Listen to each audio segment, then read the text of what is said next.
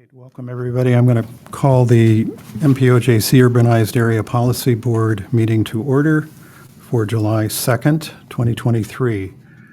The first item is recognizing alternates. Yeah, we've got Stephanie Gahn here from University Heights for Louise Fromm. And we've also got a new board member, Greg Schmidt, from the University of Iowa. So Aaron Shane took a new job and is no longer with the University of Iowa. So Greg has been appointed by the president to sit on this board. I did want to thank Greg for coming and obviously being on our board, as well as Erin for the work she did. She was on the board since 2019, did a really good job for us. And then just a personal thanks. I worked with her a lot just in my day-to-day operations, and Erin was always a pleasure to work with. So thanks to her, thanks to Greg, and thanks to Stephanie. Another alternate here. Oh, I'm sorry, Lisa. I'm sorry, I was looking right at you too. I'm here for Red Sullivan. Yeah. I'm sorry, Lisa. Okay, great. The second item is considering approval of the meeting minutes from our last meeting. May I have a motion on that? So moved. Second. Any discussion? Not hearing any discussion. All those in favor, please say aye. Aye. Anyone opposed? Motion passes. Thank you. And the next item is setting the next board meeting date, time, and location, tentatively September 20th, but Kent may have other thoughts. Yeah, we'll to be determined on that. So I would say about half the time have a meeting in September, just based on whether or not we have sufficient agenda items, and about half the time we do not. Currently, it's looking like we will not have that meeting in September, but if we do, please just pencil in your calendars the 20th, and of course you'll hear from us. The next board meeting after that we will for sure have is about mid-November. So you'll hear from us one way or another. It's League of Cities is happening that Wednesday, Thursday, and Friday. So I know that at least I won't be here. Okay. It may work out well for us if we don't need it then anyway. All right, good. The next item is public discussion of any item not on the agenda. Is there anyone here from the public who would like to speak? Not seeing anyone. And so the next item is under administration. Consider approval of a method for apportionment of Federal Transit Administration Section 5307 transit operating funds for Iowa City Transit, Coralville Transit, and the University of Iowa CAM bus. Yeah, thank you. So my apologies for the late handout. The memo was sent out about midday yesterday rather than being in the original packet. We were still working on the item. If you didn't receive it or didn't have time, there should be a copy of that memo at your seats as well. So as the designated recipient of FTA transit funds, specifically our 5307 funds and small transit intensive community funding, the funds are then allocated annually by this board to University of Iowa CAM bus, City of Coralville Transit, as well as Iowa City Transit. The funds are used for transit operating and capital expenses, and the allocations for FY22 equal just a little bit more than $4.5 million. For more than 10 years, and I would say probably more like 15 or 20, but I couldn't put my finger on it, the MPOs used the same formula to distribute the funds based on prior year transit statistics from each of the three systems. The criteria are 25% operating and maintenance costs, 25% locally determined income, 25% revenue miles, and then 25% fare revenue. Iowa City Transit requested a review of the formula because they will go fare free as of August 1st, is my understanding. And just a note as well, University of Iowa CAM bus has never charged a fare. They have a fee, but they have not received credit for that portion of the formula because, again, they have not had a fare. Although the percentage and allocation to each of the systems has fluctuated over time, a review of the past allocations, which is attached in your memo, shows that year-over-year changes are relatively small. We're talking 1% to 2% at most. After discussions with the transit managers, the consensus was to simply adopt a fixed base percentage allocation. So starting with FY23 funding, which we'll actually allocate next January, and extending through FY27, which happens to be the end of the transportation legislation, the federal legislation. So the idea is to use it during that time frame based on a historic average, and then to review those percentages if and when necessary. So I have in the memo examples would be routes or operations cost change. But as a point of clarification, and I talked to several of the transit managers about this, it really could be anything. It could be the fact that a community wants to start charging a fare again. It could be that their ridership triples, whatever those things may be. Attached in your memo are the FY22 statistics, as well as the approved funding apportionment, which this board would have approved last January, as well as a history of the allocations for reference. So after review, the three transit managers unanimously recommended using the fixed percentages to apportion the federal funds at Coralville at 16.1%, Iowa City at 60.51%, and CAMBUS at 23.4%. So again, next January, if approved by this board, we would bring that back to you and then allocate a little bit over $4.6 million because we have more federal funds next year than we did this year. Just as a note, we do not hold a TAC meeting in July. So normally the TAC committee, the Technical Advisory Committee, would meet before this board a week before, but we don't do that in July because they don't have any agenda items. So this did not go through the TAC, but was unanimously recommended by each of the three transit managers. And that's why the memo came out a little bit late. We were still meeting and discussing that. Happy to answer any questions. If none, staff is requesting approval of the proposed fixed percentage allocation until further notice. Any questions for Ken? You mentioned that this next year's allocation is a little higher than the last fiscal year apportionment, with Iowa Cities being the one that's going down.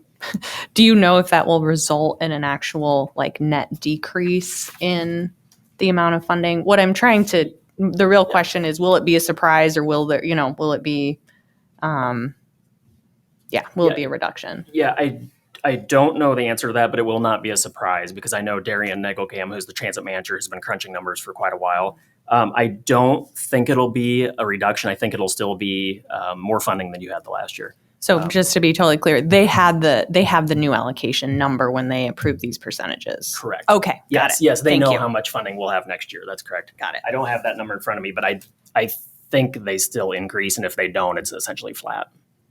Thank you. Ken, I believe these figures add up to 100.01. They do. Yeah, and it's just rounding. So when we actually break that down, we'll carry them out basically as far as Excel will take us. Yep. Good catch, John. Yeah. Saw that too. Okay. If there aren't any other questions, I'll ask for a motion. I'll move that. Second. Any further discussion? All those in favor, please say aye. Aye. Anyone opposed? Motion passes. Thanks. Thank you. Okay, we move into the transportation planning category now, with the first item being consider approval of amendments to the adopted MPOJC 2050 long-range transportation plan. Thank you. Emily Bothell, Senior Associate Transportation Planner. So at your March meeting, the Policy Board approved the allocation of $9.3 million in surface transportation block grant funding for fiscal year 27 and 28. The approval was contingent on an amendment to the MPO's long-range transportation plan to include Coralville's Dubuque Street Northeast and Forever Green Road project, which received $675,000 of that funding. This is because any project that receives that STBG funding is required to be included in the long-range transportation plan. The City of Coralville proposed the following amendments to add their project while keeping the road and bridge project list fiscally constrained, which is a required component of long-range planning. And the plan only includes those projects that can realistically be completed based on anticipated revenues in our metro area. The amendments include the removal of project number 27, which is the Oakdale Boulevard extension in Coralville. This is a 0.6 mile extension of Oakdale Boulevard west of Jones Boulevard with a total project cost of $2,465,000. Coralville is constructing this project with local funds this summer due to the new Clear Creek Amana Elementary School there. So because that project does not have any federal funding in it, it does not need to be included in the long-range transportation plan. Project number 30, which is the Highway 6 and New Heartland Drive intersection, will be moved to the 2022 to 2030 illustrative project list. This is for the extension of Heartland Drive to create a new intersection with Highway 6, and the total cost is $1.74 million. This project, per Coralville, will not be constructed in the near future, and so when and if it will be constructed, that can be added back into the plan or added in the next update of our plan, which will be roughly 2026. The final amendment is to add the Dubuque Street Northeast and Forever Green Road roundabout project to the 2022 to 2030 fiscally constrained road and bridge project list. The total project cost is $2,645,000. So to summarize, Coralville is removing two projects from the long-range transportation plan that exceed the cost of their Dubuque Street and Forever Green Road project, which they are then adding to the plan. And this will keep the 2022 to 2030 road and bridge total project costs in the green so that we won't be in the negative. We published a 30-day public comment period for the proposed amendments in the local media, and we notified interested parties. The public was also invited to discuss the amendments in person, and to this point, we have not received any public comment on this item. Today, we are asking the Policy Board to consider approval of the amended pages of the long-range plan, and those are attached to the memo for your reference. I would be happy to answer any questions you may have. Questions for Emily? Okay. I will entertain a motion on that, please. I would move the amendments to the long-range transportation plan. I'll second that. Any discussion? All those in favor, please say aye. Aye. Anyone opposed? Motion passes. Thank you. Thank you. The next item is under transportation planning is public hearing and consideration of resolutions of adoption and certification for the fiscal year 24-27 MPOJC Transportation Improvement Program. Anna. Thank you. Excuse me. Thank you. Good afternoon. Hannah Neal, Associate Transportation Planner. Like John said, this is the final FY 24-27 Transportation Improvement Program, or TIP, for the board's approval. The TIP is the programming document for all surface transportation projects that receive state or federal funds, including street and highway, transit, rail, bike, and pedestrian projects in the Iowa City urbanized area. MPOJC submits the TIP annually to Iowa DOT to document the status of local transportation projects using state and federal funds. And to utilize these funds, projects must be in the TIP with an accurate scope and funding source. At your May meeting, you approved the draft TIP project list. This included transit apportionment, which you approved at your January meeting. MPO received roughly $4.6 million in FY22 FTA Section 5307 operating assistance funds, and these funds were apportioned to the three transit agencies using the FY 2019 formula like Kent was discussing earlier. The TIP also includes 3 new Surface Transportation Block Grant, or STBG, projects that were awarded funding earlier this year by the board at your March meeting. Just as a review, the following 3 STBG projects were programmed in FY27. Coralville's Dubuque Street Northeast and Forever Green Road roundabout project for $675,000 in STBG funding. North Liberty's South Dubuque Street Reconstruction Phase 2 project for $1.1 million in STBG funds, and University Heights' Sunset Street and Melrose Avenue project for $225,000 in STBG funds. Iowa City's Burlington Street Highway 1 Bridge Improvements project for $7.3 million in STBG money was also awarded funding, but due to funding target constraints, the project was programmed in FY28 and will be included in next year's FY25 to 28 TIP. The transit portion of the TIP includes operating funding and projects from the transit program of projects, which includes mainly buses and equipment replacement, as well as funding for new transit facilities for all 3 of our transit agencies. Buses are usually replaced using 85% federal funding with 15% local match. Since the draft TIP was approved at your May meeting, a few changes have taken place. Coralville and North Liberty are doing a joint project for Evergreen Road extension.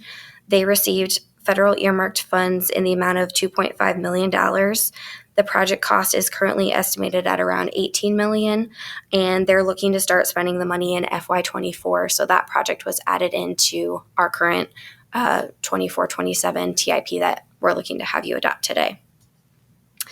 Iowa DOT requested a few non-substantive changes which have been addressed. All Iowa DOT projects in our planning area also are included in the TIP, and all local projects will continue to be programmed and completed according to federal guidelines as they have been in the past. In addition to the project list, the TIP also includes project status reports, identifies regionally significant projects, the MPO's public input process, the MPO's project selection procedures used for STBG and TAP projects, including the scoring criteria, a fiscal constraint review of the TIP projects, financial analysis of transit projects, and statements regarding performance-based planning measures for highway safety, pavement and bridge, freight reliability, transit asset management, and transit safety. The MPO published a TIP public hearing notice in the Gazette and Press Citizen 30 days in advance of today's meeting per our PPP. All agencies on the MPO's public input list were contacted. Public notice posters were placed on all fixed route buses regarding today's meeting, and given all of that, we still did not receive any public comment regarding the TIP. So today, staff is requesting approval of the final FY24-27 TIP, and we will submit the final document to Iowa DOT, FHWA, and FTA by its due date, July 15th. I can take any questions you have. I just want to jump in quick too. Some of you may know or have seen in the paper that Iowa City received about $23 million in raise funds for a new transit facility and some new electric buses. Coralville also received, was it $2 million, give or take, I think, in raise funds for electric buses as well. And while we don't know exactly what needs to be in this document with respect to those funds, we think we have it in there. So it's likely that none of those funds will be spent this year anyway, but we think we've got our bases covered. So kudos to Hannah for figuring that out on short notice. No other questions? Okay, thanks, Hannah. This is a public hearing. Welcome to hear any public comment or questions regarding the what we're considering. Anyone wish to speak? Okay, I'm going to close the public hearing and ask that we consider a resolution adopting the fiscal year 24-27 Transportation Improvement Program for the Iowa City Urbanized area and authorizing the MPO chairperson to sign associated documents contained therein. May I have a motion, please? Move to adopt. I'll second. Great, thanks. Any discussion on this item? Hearing none, all those in favor, please say aye. Aye. Opposed? That motion passes. Thank you. And the second consideration is to consider a resolution certifying compliance with federal requirements for conducting the urban transportation planning process in the Iowa City urbanized area. Can I have a motion, please? I'll move. Second? Second. Thank you. Any discussion? Not hearing any. All those in favor, please say aye. Aye. Anyone opposed? And that motion passes. Thank you. All right, so we're on to the next item under transportation planning, and Ken is giving an update on the Crandick Bus Rapid Transit Study for us. Yeah, so I think everyone in the room is aware. I've given an update on this several times. We completed a series of 3 passenger rail studies on the Crandick corridor, roughly from North Liberty down to South Iowa City several years back. And then last fall, the board gave approval to move forward with a bus rapid transit study in the same corridor. given approximately the same extents. Since that time, I've been working with your respective entities to try and figure out how to fund that study. We have not come to a consensus thus far, which is a little disappointing, but I think we'll get there. I do have a meeting July 18th, I believe that's next Tuesday, to discuss how we're going to fund the study. So a little bit discouraging, but I think we'll get there, and still hoping that if we can get that moving along, we'll have the study done hopefully around the first of the year, if not given any more delays. Just a reminder for us, Kent, what were the entities that you've approached for funding? So, that's a good question. So I approached the same 5 entities that help fund the passenger rail studies. So that's the county, the university, Coralville, North Liberty, and Iowa City. Leaving out University Heights and Tiffin mostly just because they would benefit less and just because the communities are small enough that harder for them to come up with the funding to make that match. The study is the selected consultant. Currently, the study is about $250,000, which is about the same cost of the 3 passenger rail studies. Can you share the consultant? I'd rather not share the consultant name just because we don't have a contract yet. We're still trying to figure out the funding, but they are very reputable and they have worked in the community before for several entities in the room. Would they be able to do the engineering assessment of that to see if it's even technically possible? 'Cause Yeah, it seems and- to be, we don't want to go too far down the road if Right. they say you can't do that. Right. I think we could. My hope is that we'll be able to just find the funding and just move forward with the study because I think it's probably more valuable. But that's a good point. And if we get to a point where we can't fund the study or we choose not to fund the study, we can certainly start looking at what would be most beneficial to us just to make a quicker decision. So, It's a good question. clarification, and I think this is maybe in line with your question. We are talking about the rail becoming a pathway for bus instead. Correct. Okay. Yep. And for me, I've been so frustrated about this. How many studies are we going to do and fund before? I mean, you got a lot of information from that. Right. The last studies. Yep. Quite a bit. Isn't there a certain amount of overlap from that? Even though we're talking about a different mode of transportation, the path is the same. The stops would presumably be the same. Right. So I would think that you could utilize a lot of that information from before. And I sure hope you would because that was not cheap. Mhm. And, Yeah, no, definitely. No, that's a good point, and I share in your frustration with getting through this. I will say that there certainly is some overlap, and I think the selected consultant is taking that into account.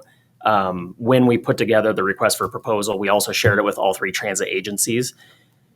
That did not happen with the first study because the transit agencies would not operate a rail system. That would have been Kranich Railroad that would have operated that for us, or someone they would hire to operate it for us. The idea with this study, since it's essentially just a new roadway that would operate with a bus rather than a passenger rail car, would be that one of the 3 local agencies would likely take over ownership of that, so to speak, and run that. So when we had the request for proposal written, we had all 3 transit agencies look at that, and they actually added a few things to the study as well. So it isn't just the study minus some overlap, it's actually the study plus a little bit as well that they So- wanted to add. What 3 transit agencies? So Coralville Transit, Iowa City Transit, and CAM Bus. Okay. So what happens if there's not a consensus reached next Tuesday? I don't know the answer to that. I think we can get there. And part of my frustration has been, I think, the board gave us direction to move forward with this project. This isn't an MPO project, so to speak. This is something the board asked us to do. My frustration is just a little bit, if we're having this much trouble getting $250,000 to study this, what will it take to actually get a project implemented, for 20, 30, 40, $60 million, whatever that price tag might be. So I'm a little bit, I have a little bit of frustration with it as well, but I think we can come up with a plan. I do know, and I've talked to Laura about this, that there is some interest in spending down some of the MPO reserve funds to pay for this, which we have and we can do. My one reservation with doing that is, the Swishers, the Shoeyvilles, Lone Trees, they also pay into our organization. So some of those funds are theirs as well. And arguably, they wouldn't be at the seat making the decision to spend the funds, and arguably don't benefit as much from this service as of course the metro area would. So I have a little bit of issue with that, but if that's the direction the board wants to give me later, then we can do that. And what are the endpoints of this? So up to Swisher or beyond? No, it would actually just be the basically Penn Street and North Liberty to essentially Burlington Street in Iowa City, give or take, depending on where the location of the actual stop would be. Well, at least you're going into North Liberty now. Yep. So I think there's a path forward. Like I say, I have some reservation with using it's sort of unprecedented. And what it does is the reserve funds that the MPO has keeps assessments down, right? So different than most community budgets, it's sort of a use it or lose it budget, right? You budget so much funding for a department. If they don't need the funds then either transfer back into a general fund or just sit there for the next year. Because we work on assessment-based schedule where we actually, essentially invoice each one of your communities or entities, it's hard to give those funds back. It's just not really worthwhile since we're going to send you another bill the next year. So those funds go into our reserves, and then we spend those reserves down to keep assessments down the following year. It's just the easiest way to do that. And they have grown a little bit. I would say we probably have about 200,000 in excess reserves right now. But again, that's if we dip into that and spend it on a study, it's not there to hold assessments sort of flat in the future. And what entity would you need to approve dipping into that reserve? Is it this board or some other group? No, it would be this board. Yeah. So I guess I would just turn to all of you then and say, okay, we are all frustrated with how long let's look at evaluating this. If we think that having transportation on this corridor is a priority and is something that we want to pursue, let's figure it out. I mean, I know Iowa City's in, I think the county is in. We've been in Yeah. So all 4 times. And the other I guess thing, I'm looking at North Liberty and Coralville then. and the other thing I would say is, $250,000 is real money. No doubt. I don't dispute that. I do find it hard to believe, though, that between 5 entities, we can't come up with $250,000. So again, I understand everyone's position, and this wasn't necessarily budgeted funding either. So I do respect that. But, I'm hopeful that, again, if we're really serious about this, we can find the funding and get the project done. Kent, would the study include an analysis of how this system would impact land use at the stations? We have asked for that, and it's included in the RFP. It is a very hard thing, I think, for consultants to put their finger on. We asked for the same thing in the passenger rail study, and the consultant did their best. I don't think they did a wonderful job, but it is a hard thing for them to put their finger on. It is included in the RFP, so they'll do the best they can. I will say the consultant has a lot of experience with this, so I think it'll be easier for them to maybe work through that than it was the passenger rail folks. They have experience with it. There's just less experience in the United States with passenger rail than there is bus rapid transit. I mean, part of the reason I ask is if we are going to be asking for millions of dollars to actually implement, having an understanding of what Right. potential value the system will have at the stations might help people jump on board. Yep, agreed. So I think, John, you're referring to like a transit-oriented development, I think, is what we call it. So, where you've got these 7 or 9 different stops, if there's vacant land there or maybe blighted properties, those properties immediately increase in value and then taxable value. It's a major public investment. I mean, I don't know where all the stations are, but I drive through Oakdale and the university lands there, I would think would tremendously benefit from having this system. So again, I don't know how that applies to all the stations, but that's what the bus rapid transit could do. So Kent, you said the excess reserves are about 200,000. Yeah, so right now we've got something like $500,000 in reserves. We try to target and keep about 35% of our budget back for a rainy day, so to speak, anyway. And that's since we're a department of the city of Iowa City, that's sort of their rule of thumb is 35%. That puts us at somewhere around 300,000. So that leaves us with about $200,000 in excess funds. Maybe that would get entities on board if that was committed to this project, then that would be a total of $50,000 that the 5 entities would need to cough up. Or are we only talking 3 entities? 5 entities total, $50,000 a piece was the ask for a total of $250,000. If we, I could see a scenario where everybody kicks in 25,000 instead, and then we, essentially dip into the MPO reserves for 125,000. I think that's what some folks are thinking. So I could see that path forward. So my point is that if you have the practice of use it or lose it on those reserve funds, minus the 35%, if you commit now to using it for this project, then that price tag looks a lot more reachable for reluctant entities. And I personally would like to see that commitment from MPO. Given that the Rural Policy Board only meets annually in January and would not have an opportunity to vote on dipping into the reserves, I'd like to see it a little less than 125. But I would support 100,000 from reserves, up to 100,000, to at least show some deference to those folks.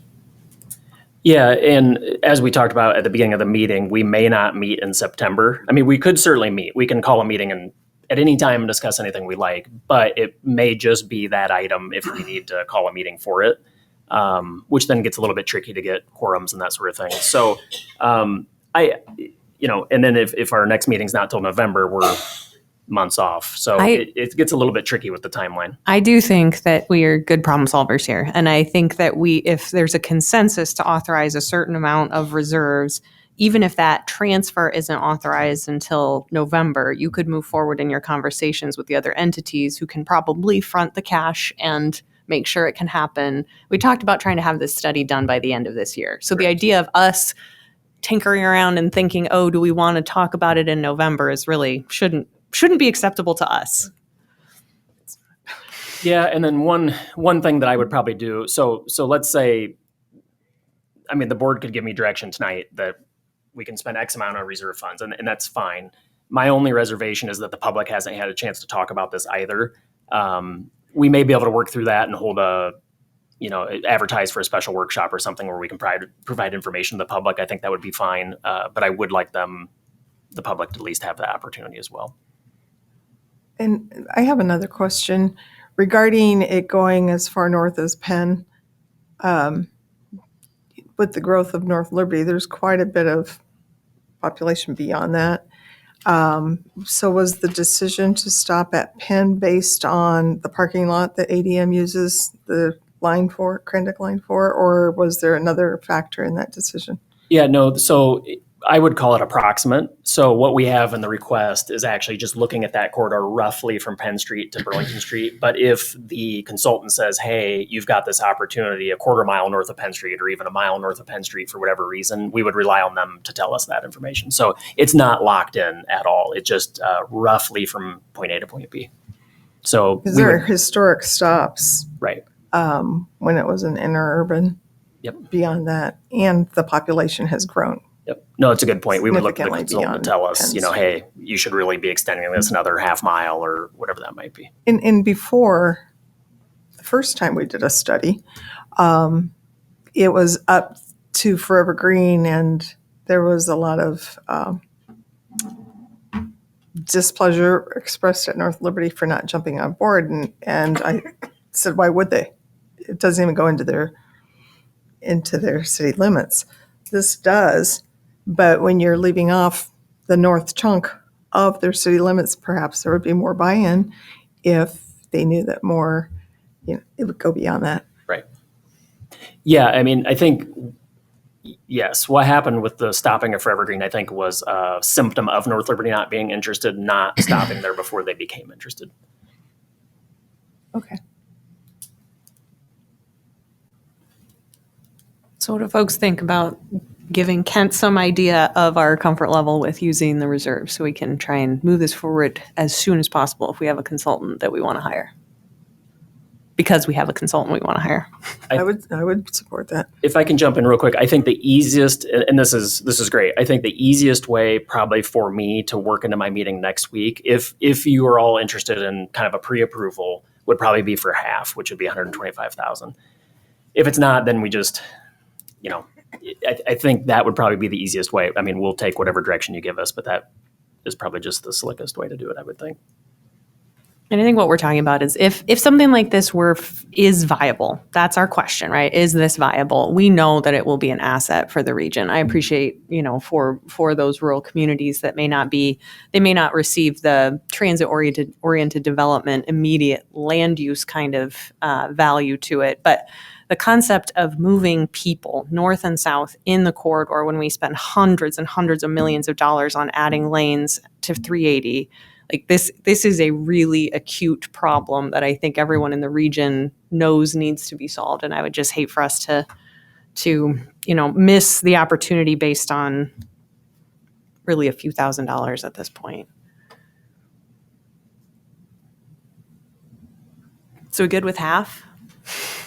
I would be good with half, but I actually would like to know, and I appreciate your thoughts there, John, on the rural communities not having a significant say until much later. But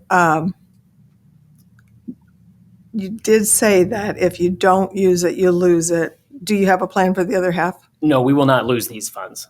I was saying The that for reserves. unlike communities where it's sort of use it or lose it, our funds just stay. They just stay. Yeah, Okay. because otherwise we would have to give checks back to communities. So we just hold it and then we just Okay. use it for the next budget and then we just Yeah. keep that process. In the Because next- otherwise, I'd say let's go for more. Right. Yeah. No, these are local funds, so they don't have an expiration date. They're not tied to anything at this point. The Can you next tell I fiscal want to get year- this done? What's that? Can you tell I want to get this I done? can't. The next fiscal year, we will just be assessing our entities a little bit more than otherwise, Um, potentially. Potentially, but we'll still have some excess funds, and we still have that 35% as well, sort of for a rainy day fund. So the other thing to mention is just that our budget has actually gone down the last 2 or 3 years just because of staff turnover. We have newer staff. So our budget's actually gone down the last 2 or 3 years. So I don't think there's an emergency by any stretch of the imagination for our budget. I mean, I think our budget's pretty sound. It's just unprecedented. I just want to be completely clear that, we don't normally dip into these funds and we can, but someday, 5 years down the road, maybe we will be in a position where we do need to crank assessments up a little bit more. So As a result. one thing too that is a time factor for us is we're using ARPA funds, and they have to be obligated by December 31st, 2024, and obligated is defined by U.S. Treasury as a contract in place or an invoice. Yep. So is that timing? Is that going to happen? Yeah, so long as we Move come up forward. with the 250,000, however we come up with it, we already have a contract. We just have not signed it, and it's good for 6 months, and we're probably at least a couple months into that. So the contract's still good. Everything should be fine, and we would easily have that under contract. I mean, we could have a contract signed in the next few weeks if we had funding authority. Can you remember the last time you used the reserve funds? I don't think it's ever been used, to my knowledge, at least not since I've been here, and certainly not since I've been the director. I don't think we've ever used it Okay. for this type of thing. And that's what makes me just a little bit queasy about it. But at the end of the day, I mean, there's plenty of funding there. And again, the entire MPO budget right now is about $700,000 split between all the entities. So, any increase in an assessment because we've used these funds is going to be fairly small for communities, just because it's a fairly small budget. So it's not I don't think there'll be any sticker shock because of it. And even if assessments did go up, it would likely be a few years if it's a result of the use of these funds. I mean, we're talking a few years down the road for sure. Okay. A couple of other points to make. Historically, North Liberty hasn't been crazy about these studies because it didn't actually get into the city. There wasn't a landing spot at Forever Green Road. There's physically no place for a train station to have been located there. So it seemed kind of pointless on our part to participate in this for funding. But the issue we have right now really is just the percentage ask per city entity has been cleanly defined as the same dollar amount per entity, which in our opinion isn't fair either. The University of Iowa has a location at the south and also at the north of this corridor. They seem to be the largest entity that should be funding more of this. We definitely have an interest in being part of this study.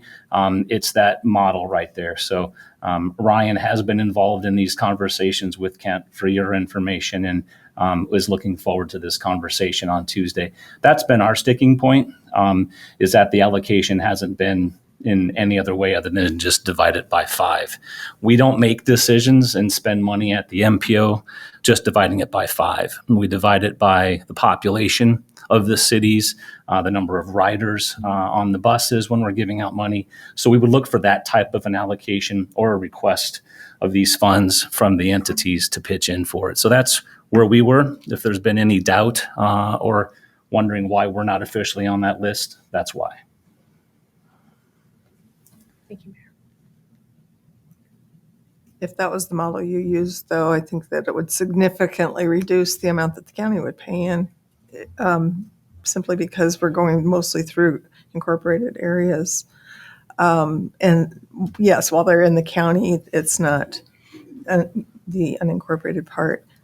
So I think that maybe there's a happy medium somewhere, and I don't know what that is. And I think that's what Kent has been organizing with our representatives and mayors, or not mayors, but city staff over the last number of weeks. Correct. Yep. So I appreciate that. We've got the 3 city managers from North Liberty, Coralville, and Iowa City that'll be represented at the meeting next week, and then Rod and John Green, just because they're members of this board, on that Zoom call as well.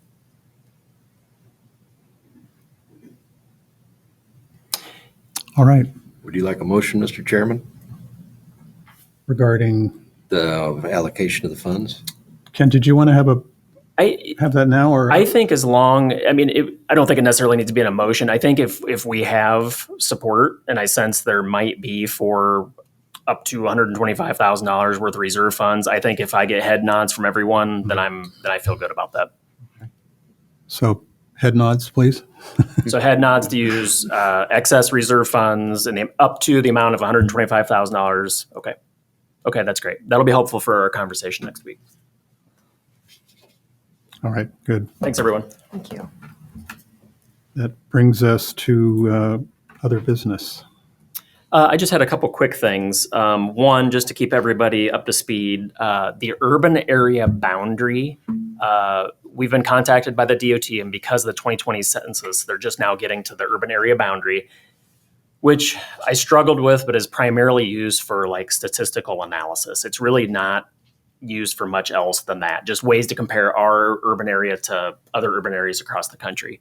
Long story short, that urban area needs to change the boundary because of the census. And what we have established at the MPO, and we'll likely be bringing this to you either yet this fall, or we can also have the chair just sign off on it, is actually just expanding rather than contracting the urban area boundary, which is what's being suggested by the DOT. We can just use what we have now and just add the new areas that have actually been identified by the census folks, essentially. So it's sort of much ado about nothing. The only thing it affects for the MPO is our federal functional classified streets, which is where we can spend our funding. But again, we're not really looking to contract it. I think we'll just expand that, and then nothing really changes for us. But just want to let you know that we will be working on that with your respective communities. The other thing I wanted to mention really quickly is there is a DOT ribbon cutting that was sent to some of your administrations. And I just wanted to mention it's for the 8380 interchange. After all these years, we are getting close to completing that. And there'll be a ribbon cutting August 25th at 10 o'clock. Location to be determined. Still, Kathy, is that right? Okay, so location to be determined, and I'll make sure to get that out to you guys as well. But mark your calendars if interested, August 25th, 10 a.m. And then lastly, I just wanted to mention that at all of your seats was a printed copy of the wanted to provide a video link. So in the under other business, there's a video link that was recommended by John for your interest. And I don't know if John, if you wanted to say anything about it. What, just briefly, this is a video link to a posting that was on the Active Towns podcast, if you're familiar with that, or website. And it was covering it was kind of a conversation between the founder of Strong Active Towns and this individual from Australia who's involved in transportation planning there, who had both attended the Velo City, which is an annual event that takes place in various cities around the world. It's a global perspective on transportation planning, which I found very interesting because it is sort of elevates the conversation to a global scale.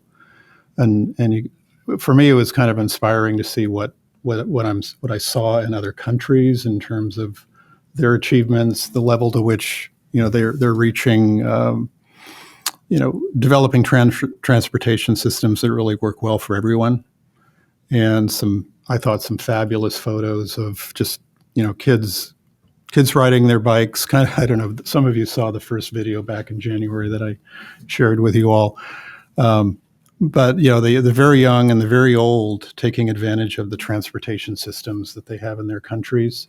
And I suggested to Kent that maybe he should be going to one of these Velo City events because, you can't help but come back inspired by what you see, or depressed, depending, or depressed and then excited about what you might be able to achieve. So anyway, I just put it down there for your enjoyment, and if you have the time and to check it out. I think it's a good website too for this general topic of transportation. Yeah. I was able to watch it last night, and if you get nothing else from it, it does feel good. Yeah. All right, good. So we're on to asking for a motion to adjourn. So moved. Second. All those in favor, please say aye. Aye. Anyone opposed? Motion passes. We are adjourned. Thanks, everybody. Thank you.